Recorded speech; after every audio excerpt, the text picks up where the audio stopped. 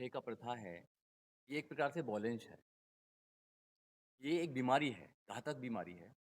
देश में बहुत सारी समस्या हैं, ये एक प्रमुख समस्या है और इस प्रमुख समस्या की तरफ किसी भी राजनीतिक पार्टी का कोई ना विचार है, ना वो कोई सीरियस है। जैसे अभी बोला कि निजीकरण में कोई आरक्षण नहीं होता है। जहाँ तक मुझे मुझे स्मरण है, मात्र बहुजन समाज पार्टी जब 2007 से लेके 2012 तक उत्तर प्रदेश में थी, तो निजीकरण में आरक्षण देने का काम इस देश में अगर किसी पार्टी ने दिया तो बहुजन समाज पार्टी ने दिया। और हमें उम्मीद भी है कि आने वाले समय में भी अगर हम सरकार में आते हैं या ऐसी जो बाबा साहब डॉक्टर अम्बेडकर की विचारधारा की पार्टियां जो संविधान पर विश्वास करती हैं, जो संविधान के मूल्यों पर विश्वास करती हैं, जो संविधान को इस देश में स्थापित करना चाहती हैं, जो संविधान में अधिकार हैं वो प्रत्येक व्यक्ति को देना चाहती हैं, डिग्निटी के साथ इंडिविजुअल इंसान को जीने का जो अधिकार है वो संविधान के अंदर है। एक तरफ कुछ लोग हैं जो संविधान को बचाना चाहते हैं और एक तरफ लोग हैं जो संविधान को खत्म करना चाहते हैं। ये अधिकारों का मामला है और जब अधिकारों को कुछ लोग कुचलना चाहते हैं, तो जो अधिकारों को बचाना चाहते हैं, जो संविधान को बचाना चाहते हैं, उनको एक साथ आना चाहिए। ये लड़ाई सामूहिक लड़नी चाहिए।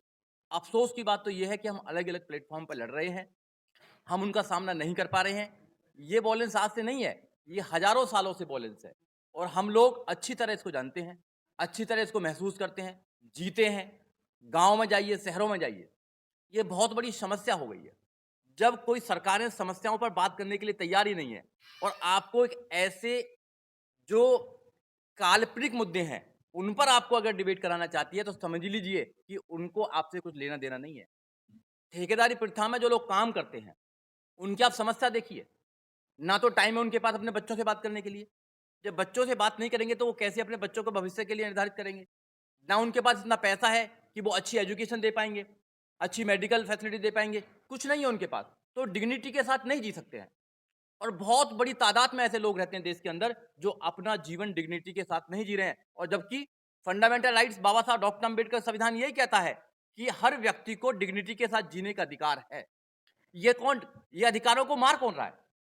आपके पास मौका है, सबके पास मौका है। आपके चैनल के माध्यम से मैं देश के नौजवानों को, देश के किसानों को, देश के बहुजनों को और देश के जो संविधान के पक्ष में खड़े हैं, उनको मैं कहना चाहता हूं कि मौका आता है हमेशा आप लोगों के पास अच्छे लोगों को चुनने के लिए, क्योंकि राजनीति डिसाइड करती है इस देश के अंदर कि किसके अधिकारों को मारा जाएगा, किसके अधिकारों को सुरक्षित रखा जाएगा। इसलिए बहुत सारी प्रॉब्लम होते हुए भी आज एक प्रॉब्लम पर हम बात करने के लिए यहाँ पर आए हैं। अभी हम हमारे सारे जितने भी लोग बैठे हुए हैं डायस पर, वो सब बात करेंगे। ये बड़ी समस्या है और इस समस्या से निजात पाने के लिए हम सब लोगों को बड़े लेवल पर बात करनी पड़ेगी और जिनकी समस्या है, उनको बताना पड़ेगा कि आखिर में आप लोगों की समस्या क्या है। बाबा साहब डॉक्टर अम्बेडकर कहते हैं, गुलाम को गुलामी का एहसास करा दीजिए, वो अपनी बेड़ियां खुद तोड़ देगा। उनको अभी ये महसूस ही नहीं है कि हमारी प्रॉब्लम क्या है। अगर इस देश के मजदूर, इस देश के किसान, इस देश के नौजवान, इस देश की महिला अगर अपनी आज़ादी के आंदोलन में खड़े हो जाएंगे, तो 1 सेकंड में इस प्रॉब्लम को दूर कर सकते हैं। हमें लूटा गया है, हमारे अधिकारों को मारा गया है, हमसे जो हमें मिला है, ये वैसे ही नहीं मिल गया हम लोगों को। इसके लिए किसी ने लड़ाई लड़ी है। संविधान में जो अधिकार मिले हैं, वो वैसे अधिकार नहीं मिल गए हैं।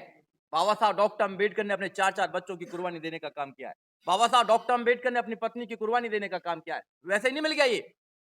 लोगों ने बहुत कुर्बानी देने के बाद जब अधिकार मिले हैं और आज अधिकार होते हुए भी हम अपने अधिकारों को सुरक्षित नहीं कर पा रहे हैं, तो कहीं ना कहीं हमें सोचना पड़ेगा, आंदोलन को बड़ा करना पड़ेगा।